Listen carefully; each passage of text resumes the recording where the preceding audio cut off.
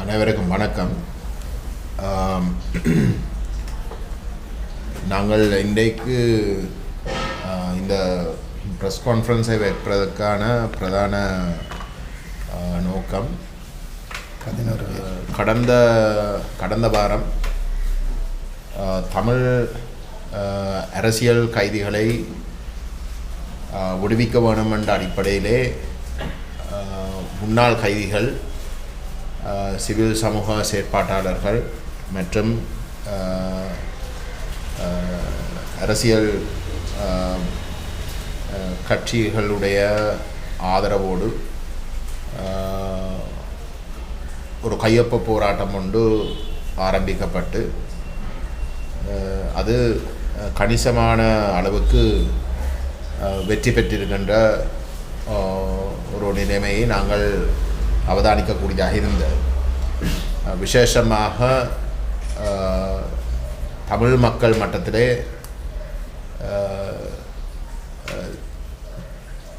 தங்களுக்காக போராடி ஒரு அரசியல்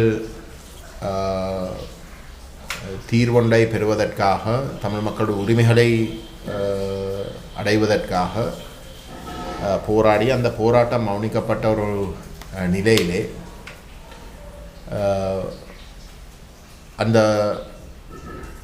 பயங்கரவாத தடுப்புச் சட்டத்துக்கு கீழே கைது செய்யப்பட்டு இன்றைக்கு அந்த பயங்கரவாத தடுப்புச் சட்டம் அரசாங்கத்தாலேயே ஒரு சட்டவிரோதமான ஒரு ஒரு கொடூரமான ஜனநாயகத்தையும் சட்டத்தின் ஆட்சியையும் மீறுகின்ற, மதிக்காத ஒரு ஆவணமாக ஏற்றுக்கொள்ளப்பட்டிருக்கின்ற சூழலிலே அந்த கருத்து ஸ்ரீலங்கா அரசினாலே சர்வதேச மட்டத்திலே, விசேஷமாக ஐநா மனிதுரிமை பேரவையிலே பதிவு செய்யப்பட்டிருக்கின்ற சூழலிலே, அதாவது பயங்கரவாத தடுப்புச் சட்டம் ஒரு சட்டத்தின் ஆட்சி முறைமைக்கும் ஜனநாயகத்துக்கும் ஒரு முரணான ஒரு விடயமாகவும் ஒரு கொடூரமான ஒரு சட்டமாகவும் அது தொடர்ந்தும் சட்ட புத்தகங்களிலே அனுமதிக்க முடியாதென்றதும் அது முற்றிலும்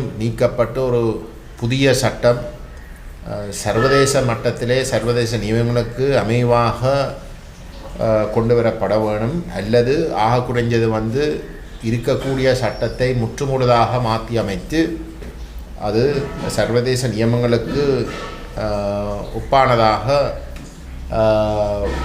திருத்தப்பட வேணும் என்ற கருத்தையும் அவர்கள் பதிவு செய்திருக்கிறார்கள், ஏற்றுக்கொண்டிருக்கிறார்கள். அப்படிப்பட்ட ஒரு நிலையிலே அந்த மிக மோசமான சட்டத்தின் ஆட்சியை முற்றுமுழுதாக மீறுகின்ற பயங்கரவாத தடுப்புச் சட்டத்துக்கு கூட கைது செய்யப்பட்ட தமிழ் அரசியல் கைதிகள் மற்றும் ஏனையோர்களை தொடர்ந்தும் சிறையிலே வைத்திருப்பதை நியாயப்படுத்த முடியாதென்ற வாதம் கணிசமாக இன்றைக்கு மேலோங்கி இருக்கின்றது. அந்த வகையில் தான் அனைத்து தரப்புகளும் கட்சி வேதங்களுக்கு அப்பாலே, அரசியல் கருத்துகளுக்கு அப்பாலே இந்த தமிழ் அரசியல் கைதிகளையும் ஏனையோர்களையும், விசேஷமாக பயங்கரவாத தடுப்புச் சட்டத்துக்கு கீழே கைது செய்யப்பட்டிருக்கின்ற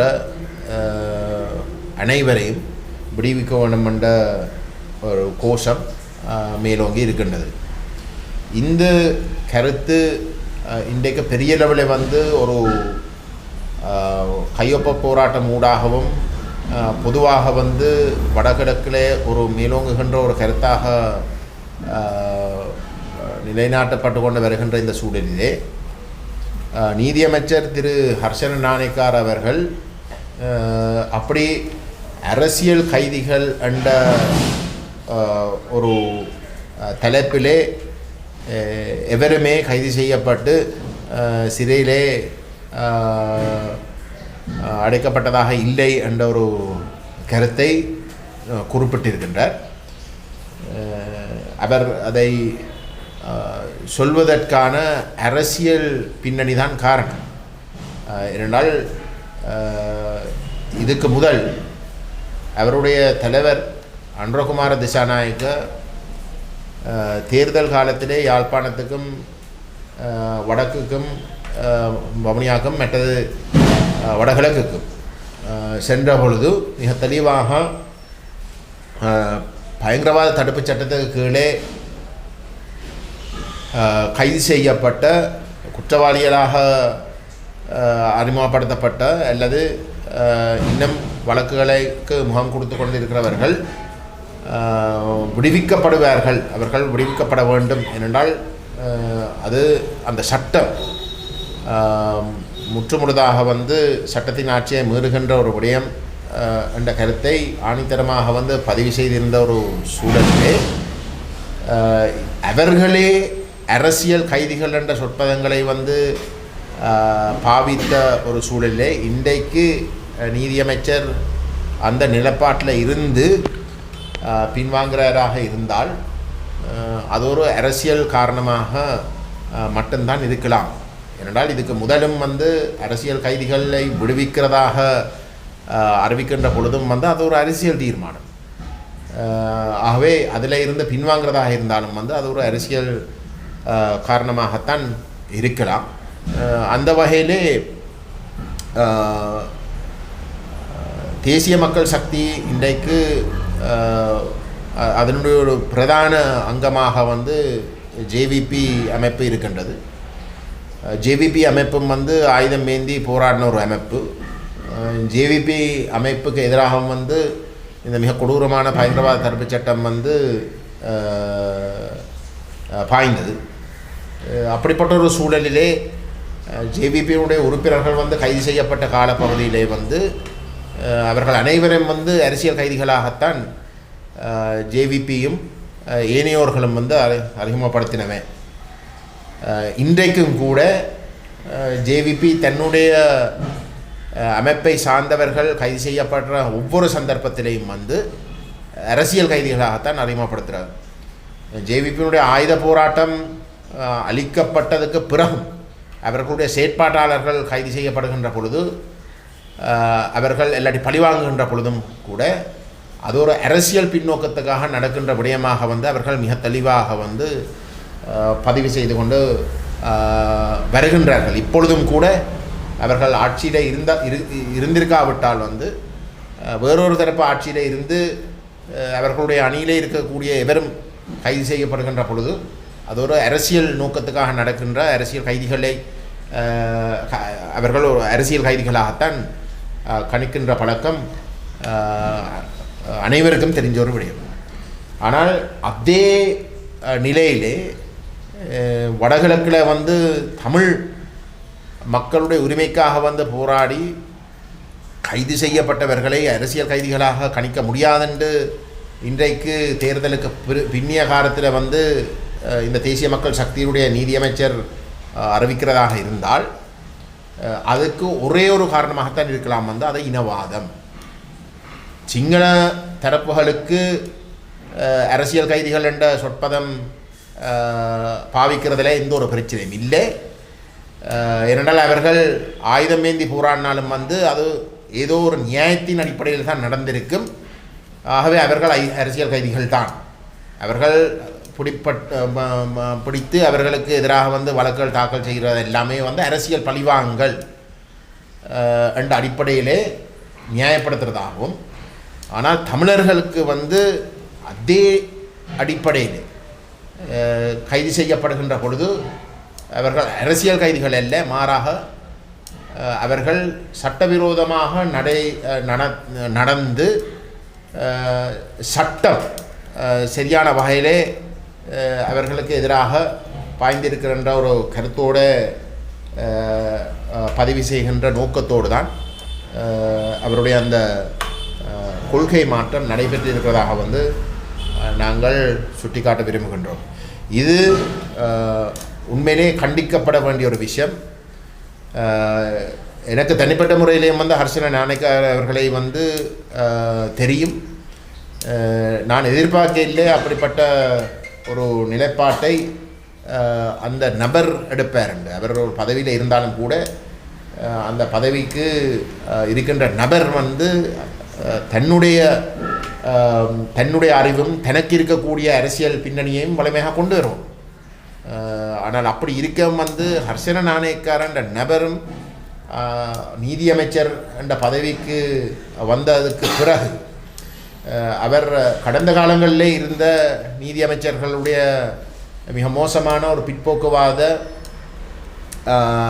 ஒரு நிலைப்பாட்டுக்கு இணைந்து போகின்ற வகையிலே கருத்து தெரிவித்திருப்பது ஒரு பலத்த ஏமாற்றத்தை கொடுக்கின்ற ஒரு விடயம் மட்டுமல்ல, அது உண்மையிலே வன்மையாக கண்டிக்க வேண்டிய ஒரு விடயமாக இருக்கின்ற அந்த விஷயத்தையும் நாங்கள் இந்த இடத்துல வந்து பதிவு செய்ய விரும்புகின்றோம்.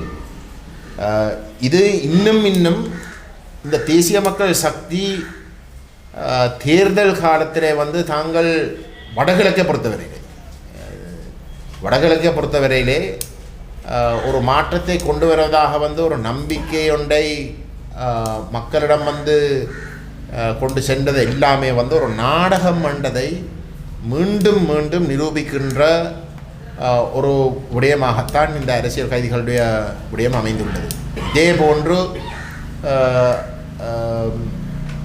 இந்த காணி விடுவிப்பு இராணுவத்தாலே சட்டவிரோதமாக ஆக்கிரமிக்கப்பட்டு கொண்டு இருக்கின்ற தனியாருடைய காணிகள், அரசு காணிகள் மக்களுடைய தேவைக்காக பயன்படுத்தாமல் மாறாக நேரடியாக மக்களுடைய நிலங்களுக்கு நேரெதிராக தங்களுடைய தனிப்பட்ட உரிமைகளை மீறுகின்ற வகையிலே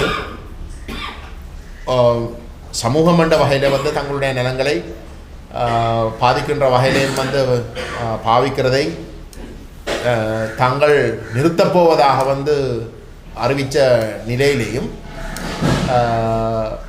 தையட்டி விஹாரை காணி சம்பந்தமாக இதுவரைக்கும் அவர்கள் மௌனம் சாதித்து கொண்டு வருகின்ற விடயமும் இந்த அரசாங்கத்துடைய